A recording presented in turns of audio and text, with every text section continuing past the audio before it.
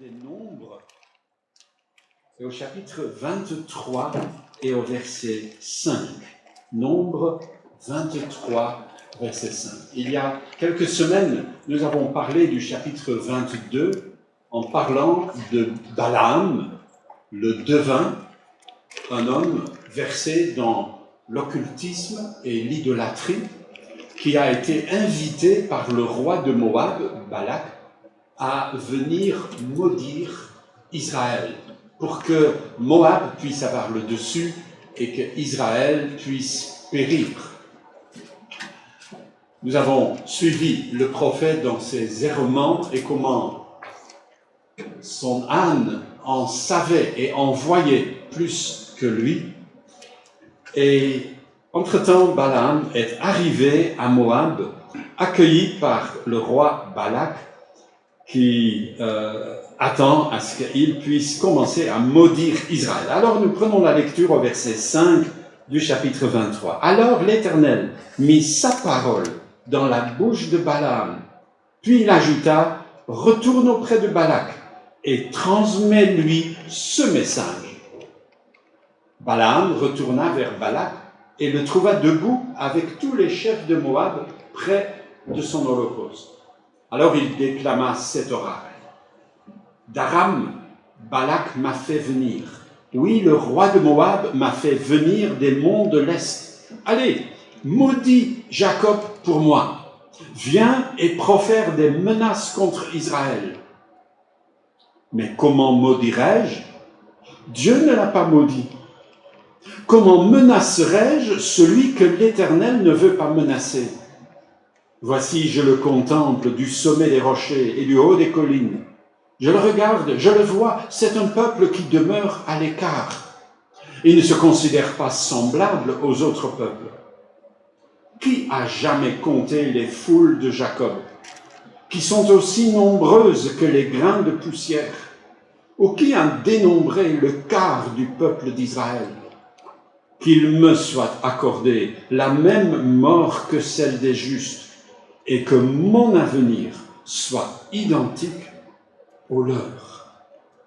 Jusque-là, pour le moment, nous lirons un peu plus loin, un tout petit peu plus tard. Prions. Seigneur, merci pour ta parole. Merci que, Ancien comme Nouveau Testament, nous sont donnés pour que, par ta parole, nous devenons sages à salut. Que par ta parole, nous soyons encouragés, stimulés à te servir et à te rester fidèles. Éclaire-nous par ton esprit, au nom de Jésus. Amen. Maudire Israël. C'est devenu très populaire.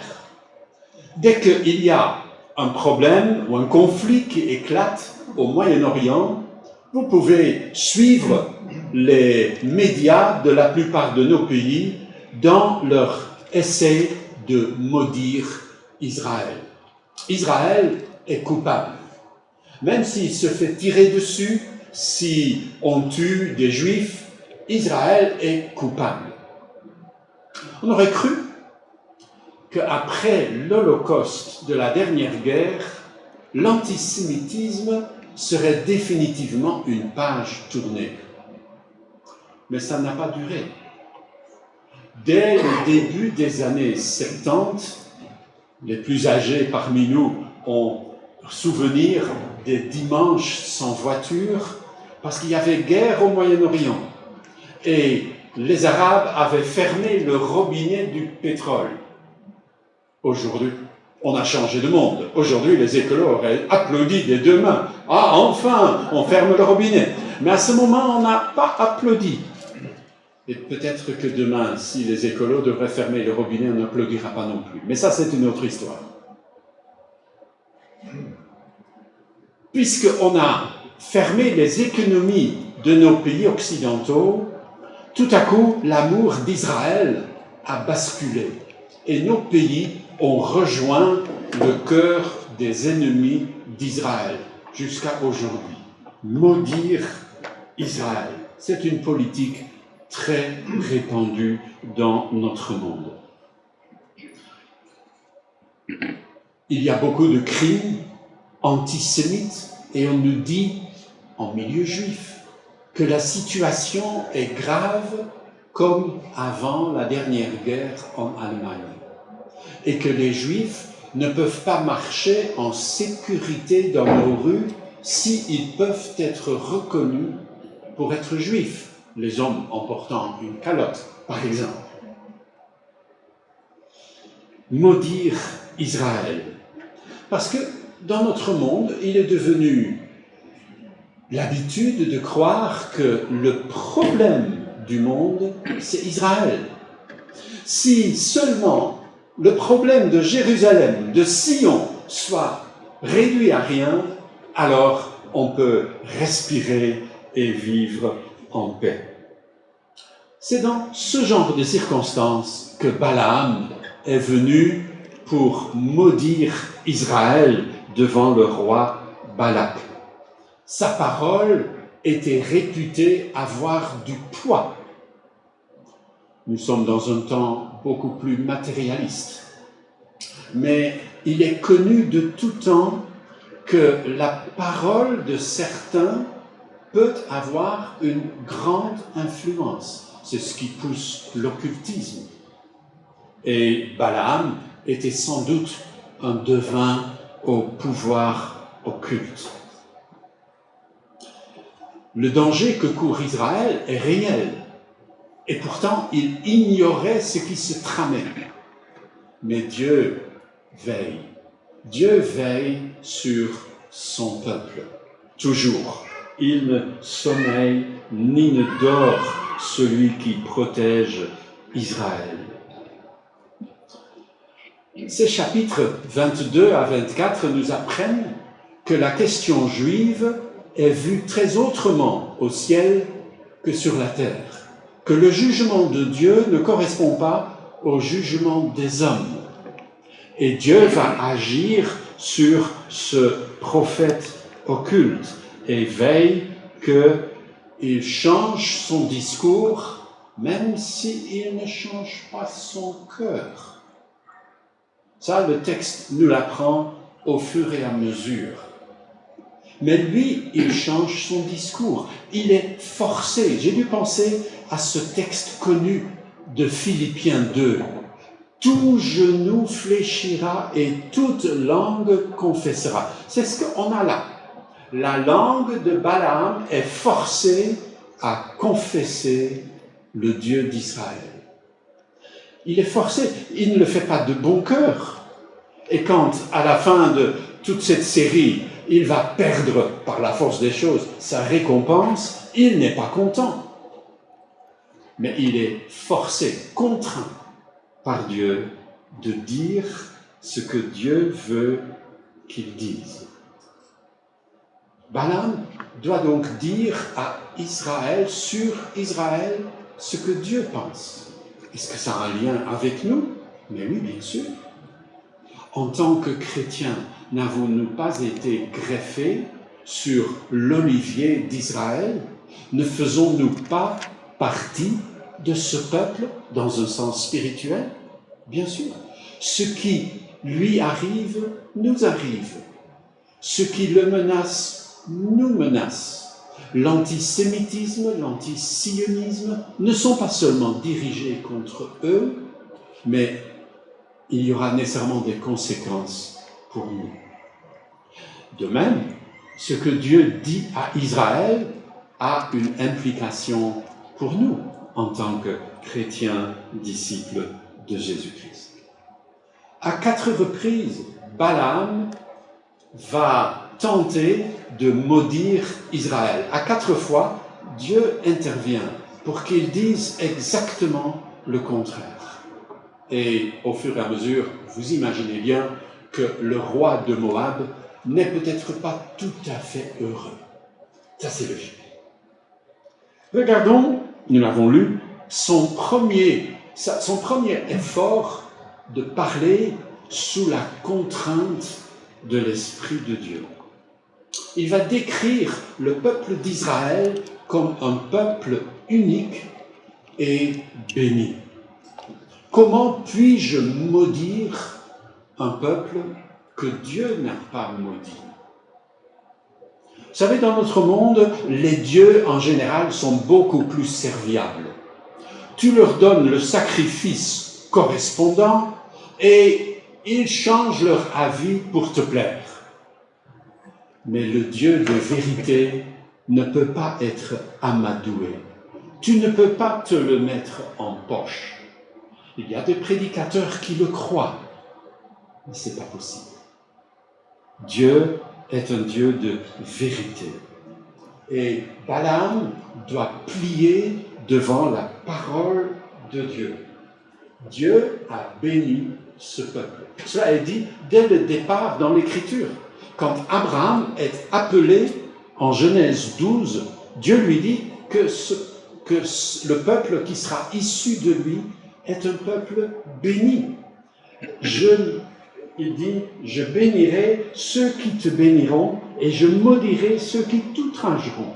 Tous les peuples de la terre seront bénis à travers toi. Un peuple béni. Qu'est-ce que ça veut dire? Parce que parfois c'est un peu flou. Il y a beaucoup de gens qui croient qu'être béni, ça veut dire être sans problème. Tu ne seras jamais malade si tu es béni. Tu ne seras jamais pauvre si tu es béni. Il y a des pauvres parmi nous? Ah non, on n'a que des riches, c'est bien. Vous êtes bénis. Si vous croyez cela, vous allez passer par des moments de grande déception. Parce que vous aurez des moments de maladie, de pauvreté et de malheur. Ce n'est pas une vie sans ombre, mais c'est une vie où la main de Dieu sera sur toi pour te bénir et te conduire à la fin que Dieu a en vue pour toi. Être un peuple béni, ce n'est pas nécessairement le court terme. Le court terme peut être très décevant. C'est le long terme. Dès que nous regardons les choses comme ça, regardez l'histoire d'Israël jusqu'à aujourd'hui. Où sont les Babyloniens? Où sont les Assyriens? Où sont les Hétiens? Où sont les Égyptiens? Où sont les Moabites? Où sont les Édomites? Et je pourrais continuer, mais bon, vous avez compris. Ils sont tous disparus dans la poubelle, la grande poubelle de l'histoire. Disparus. Exactement de la même façon que les Romains ont disparu et qu'un jour les Américains disparaîtront. C'est comme ça. Et Israël, il est toujours à l'endroit, dans la terre que Dieu lui a donnée dès Genèse 12. Vous voyez, le long terme. Et c'est pas fini. Il y a encore beaucoup de menaces et on n'est pas encore à la fin de cette histoire. Dieu a son œil sur ce peuple. Et être béni, c'est que Dieu a son œil sur ta vie. Et mes amis, c'est ça qui fait la différence. Croyez-moi. L'effet de tout cela, Balaam le souligne. Il dit, voilà un peuple qui est complètement différent. Un peuple qui demeure à l'écart, qui ne se considère pas semblable aux autres peuples. Si l'œil de Dieu est sur ta vie, tu deviens quelqu'un de différent. Tu n'es pas comme ton voisin. Tu n'es pas comme tes collègues, comme tes copains ou copines. Tu es différent parce que la main de Dieu repose sur toi. Vous vous rappelez de Haman? Haman était le ministre plénipotentiaire de l'empereur perse Assuérus au temps de la reine Esther. Haman avait considéré avec beaucoup d'agacement le peuple d'Israël et particulièrement le juif Mardochée. Et il cherchait un moyen de le faire périr, lui et son peuple. Et il va commencer par travailler sur l'empereur. Et il dit, sire, il y a un peuple dans ton empire qui n'obéit pas à tes lois. Ils sont différents. On ne peut pas les assimiler. Il faut en finir. Et ça, c'est le début du livre de Esther.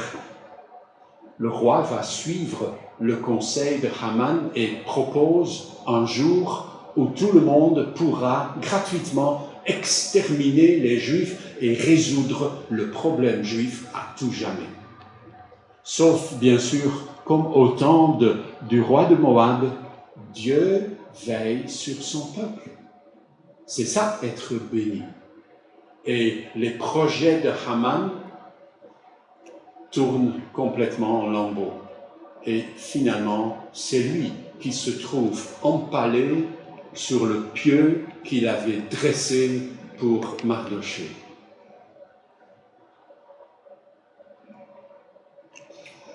Ce peuple est différent. Comme nous, chrétiens, nous sommes différents, inassimilables. Nous n'avons pas les mêmes intérêts que les païens qui nous entourent. Notre vue est sur le lointain. Nous voyons le royaume de Dieu qui vient. Cherchez d'abord le royaume de Dieu, décrit ici sur le mur, parce que c'est ce qui caractérise un croyant. L'apôtre Paul ne le dit pas autrement quand il dit « Quel accord y a-t-il entre Christ et le diable ? Que peut avoir en commun le croyant avec l'incroyant ?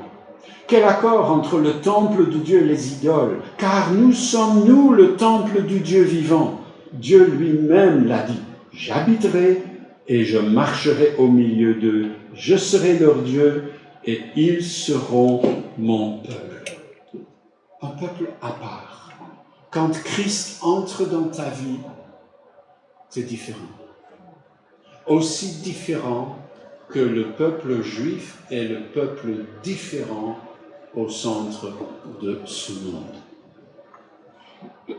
Balaam découvre et le dit que Dieu tient parole. Quand il parle d'Israël, il dit ce peuple, il est nombreux comme les étoiles. On ne peut pas le compter. C'est exactement ce que Dieu avait promis à Abraham en Genèse 15.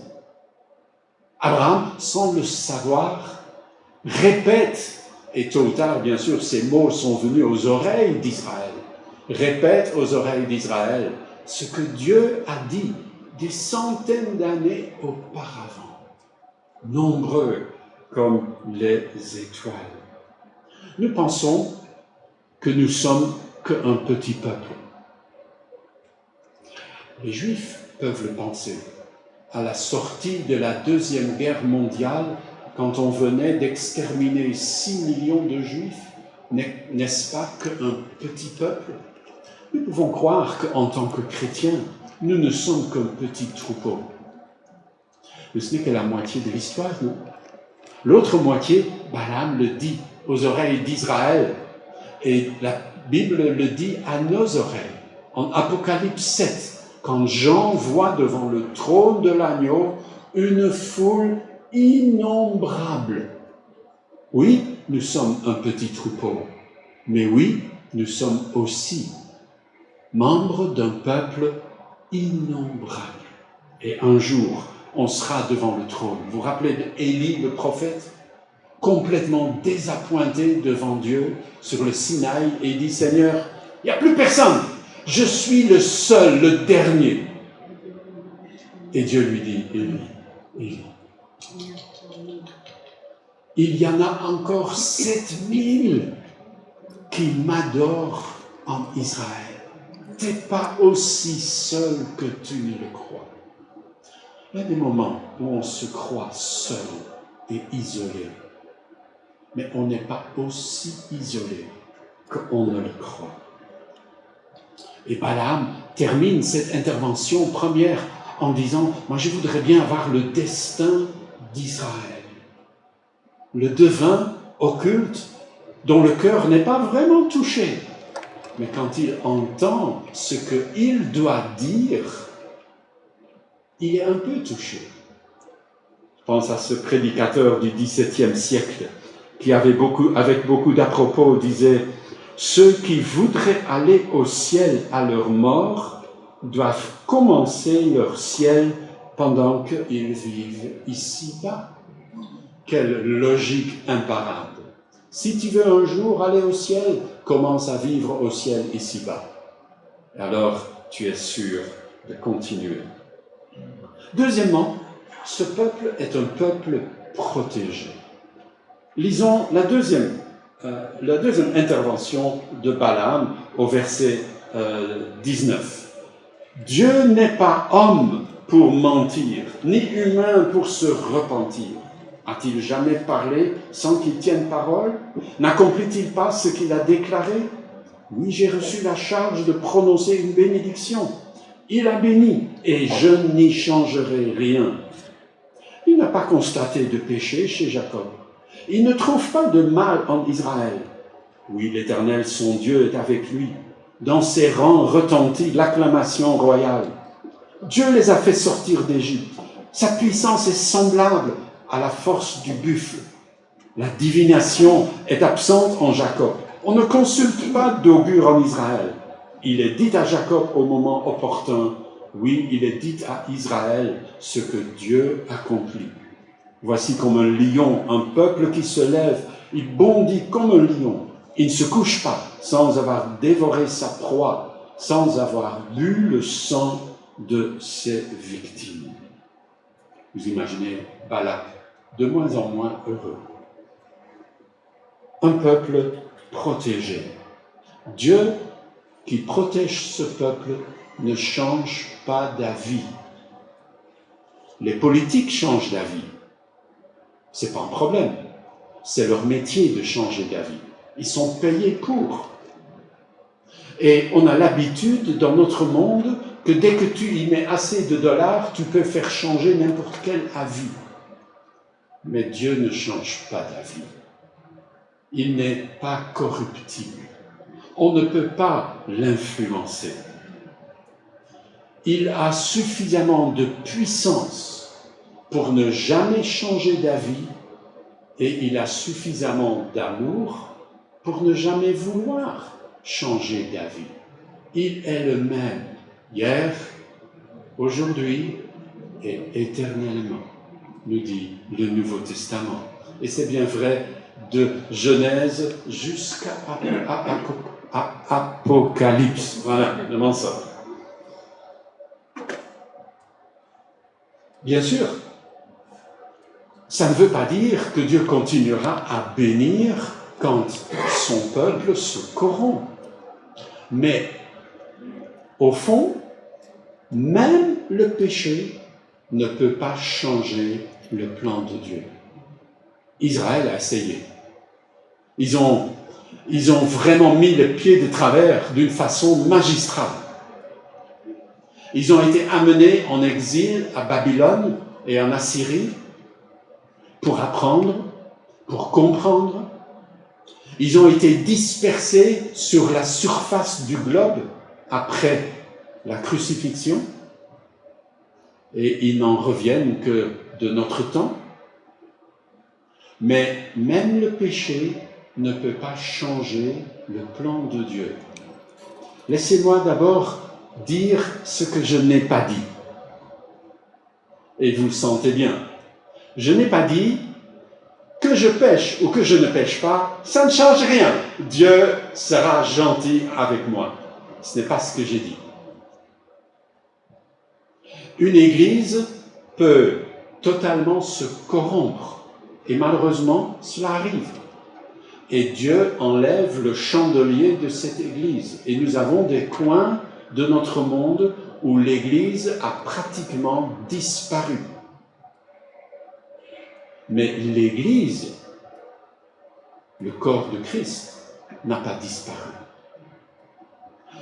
Même les portes de l'enfer ne prévaudront pas contre elle, dit Jésus à ses disciples en Matthieu 16.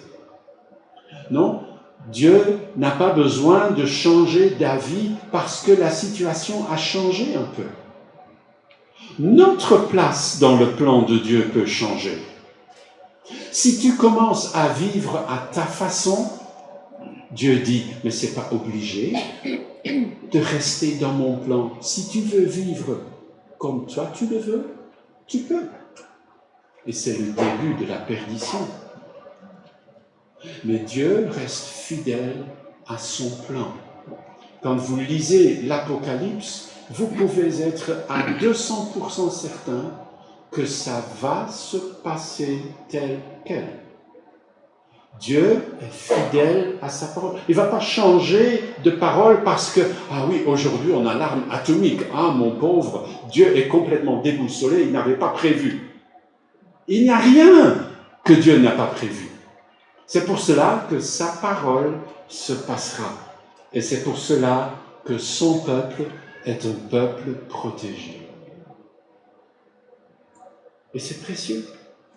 Nous allons au-devant de temps difficiles, mais nous y allons avec la protection de Dieu sur notre vie. Le texte nous dit que, ça dépend de la traduction, parce qu'on peut traduire de deux façons. Le semeur traduit d'une façon, mais le texte classique traduit d'une autre façon. L'occultisme et la divination n'ont aucun pouvoir sur Israël. Ça c'est au verset 23. Même l'ennemi, avec tous les moyens occultes qu'il puisse utiliser, ne peut rien contre Israël ni contre l'Église. Nous n'avons pas besoin de chercher par des moyens détournés un astrologue, un marabout, l'horoscope, de savoir ce qui sera de l'avenir. Dieu nous a donné sa parole prophétique pour que nous puissions savoir et que nous puissions organiser notre vie en accord avec cela.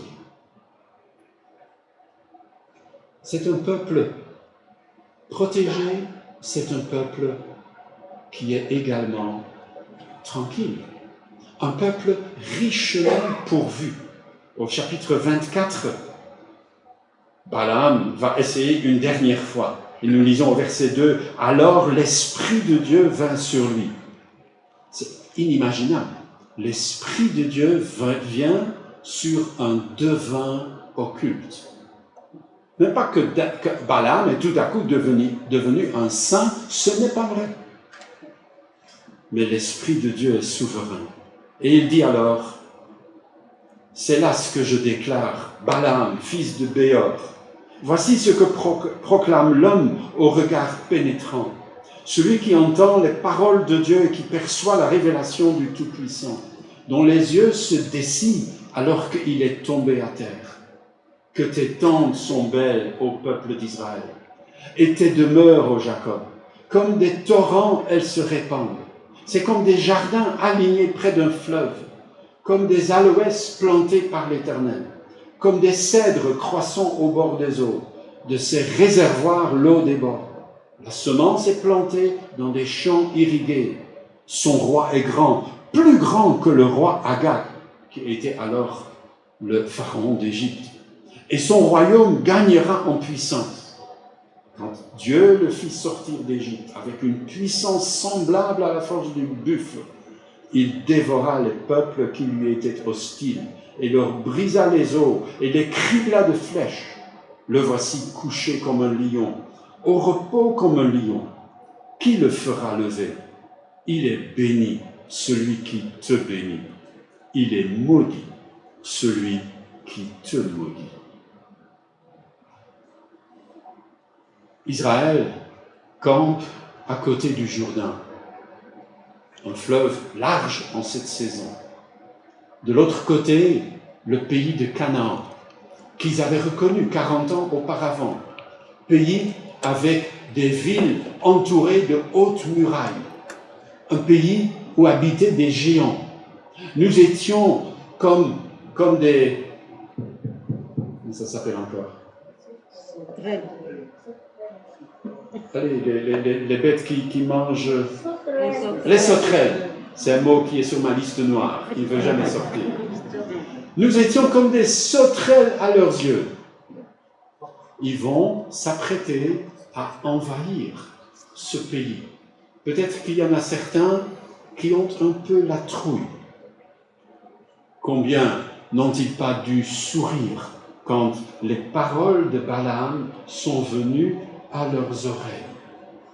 Tant d'inquiétude.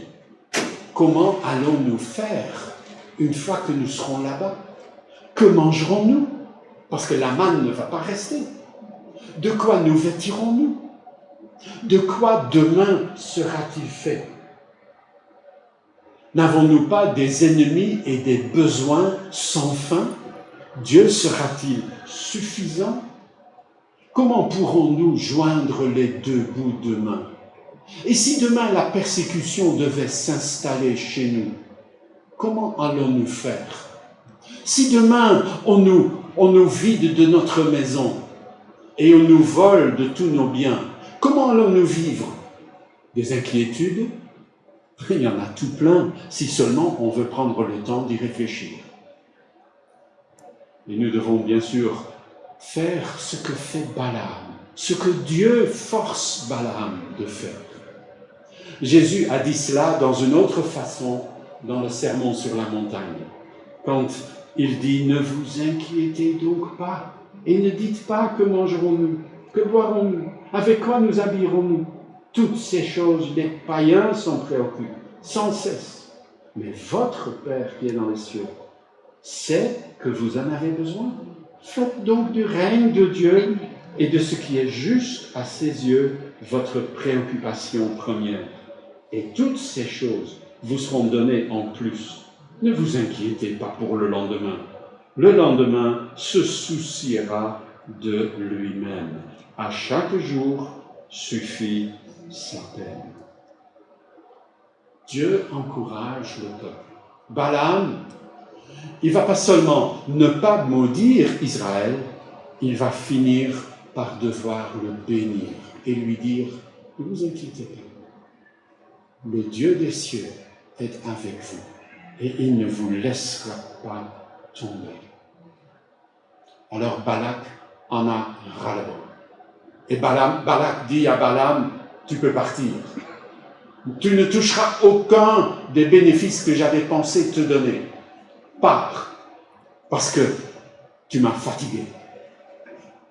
Et Balaam dit, écoute, je dois dire ce que je dois dire, je te l'ai dit dès le début, et je vais te donner un petit bonus supplémentaire. Tu n'as pas besoin de payer pour celui-là, il est gratuit. Et voici ce que Balaam y ajoute. Verset 7 du chapitre 23. Non, je suis trop loin. Je dois tourner la page, et là je vais trouver. 15 du chapitre 24, excusez. C'est là ce que déclare Balaam, le fils de Béor. Voici ce que proclame l'homme au regard pénétrant. Celui qui entend les paroles de Dieu et qui a accès à la science du Très-Haut, qui perçoit la révélation du Tout-Puissant et dont les yeux se dessinent alors qu'il est tombé à terre. Je le vois bien, mais ce n'est pas pour maintenant. Je le contemple, mais non de près. Un astre monte de Jacob, un sceptre surgit d'Israël. Il brise les flancs de Moab, dont le roi est juste à côté. Il abat tous les fils de Seth. Édom sera conquis. Séhir, son ennemi, tombera en sa possession. Le peuple d'Israël accomplit des exploits. Celui qui surgira de Jacob régnera, et il fera périr des villes les derniers survivants. Un peuple vainqueur. Comme nous. On nous a promis la victoire. On chante parfois que de victoire en victoire nous marchons, mais ça c'est bien sûr un peu surfait. C'est pas tout à fait vrai. On va de victoire en défaite et de défaite en victoire. C'est la vie. Mais un jour, la victoire définitive nous est assurée. Seule la Bible nous permet de voir loin. Et c'est ce que dit Balaam. Je vois loin. Je vois loin parce que Dieu me montre loin. Dans le monde, on ne peut que espérer pour le mieux. Ça ira mieux demain. Mais il y a combien de demain qui ne vont pas mieux? Mais nous avons une espérance vivante, un avenir certain. Balaam le dit, j'ai la science du Très-Haut. Je sais ce que je dis. J'en suis certain. Ça va se passer ainsi, parce que Dieu me l'a montré. Est-ce que j'approche la Bible dans sa partie prophétique avec cette même assurance? Dieu a dit, et Dieu le fera. Un avenir messianique. Au verset 17, le sceptre qui viendra de Juda, c'est bien sûr pas seulement le roi David, mais au-delà, c'est le grand-fils de David, le Messie qui devait venir, dont l'Apocalypse nous dit qu'il est le rejeton de la racine de David, son descendant, l'étoile brillante du matin. Ils ont dû sourire, les Israélites, quand ils ont entendu ces paroles. Il brisera la puissance de Moab. Et c'est Moab qui a convoqué le devin pour maudire Israël. La victoire est certaine. Pas par nos moyens. Nous n'y sommes pas pour grand-chose. David l'a reconnu quand il terrasse Goliath le géant. Et quand il dira, toute cette multitude assemblée ici saura que ce n'est ni par l'épée, ni par la lance que l'Éternel délivre, car l'issue de cette bataille dépend de lui. Et nous le savons, c'est ainsi dans ces jours qui sont les derniers. Nous savons que l'avenir est entre les mains de Dieu. Notre victoire est assurée. Nous partons dans des temps difficiles. On n'y pourra rien. C'est écrit et ça va se faire. Mais nous savons que derrière tout cela, la victoire nous est assurée. Nous avons les mêmes certitudes, la même espérance que le peuple d'Israël. Il est béni et nul ne saura le maudire. Ceux qui croient dans le Dieu d'Israël, qui est le Dieu de Jésus-Christ, savent que l'avenir que Dieu leur a assuré est absolument certain. Même si nous devrions terminer notre vie dans une prison sale, comme tant de nos frères et sœurs, même si nous devrions être assassinés comme tant de nos frères et sœurs ailleurs aujourd'hui, nous savons qu'à la fin, la victoire nous est assurée. Qui pourra être contre nous si Dieu est pour nous? Prions. Merci Seigneur pour ta parole. Merci pour l'assurance absolue que nous donne ta parole. Merci Seigneur que nous sommes un peuple béni. Nous sommes un peuple protégé. Nous sommes un peuple tranquille. Nous sommes un peuple victorieux. Seigneur, ce qui est vrai pour Israël est vrai pour ton Église. Et Seigneur, nous pouvons nous reposer en paix et savoir que, quoi qu'il arrive, nous allons vers la victoire, parce qu'elle nous est assurée dans le sang de notre Seigneur bien-aimé. Nous t'en bénissons.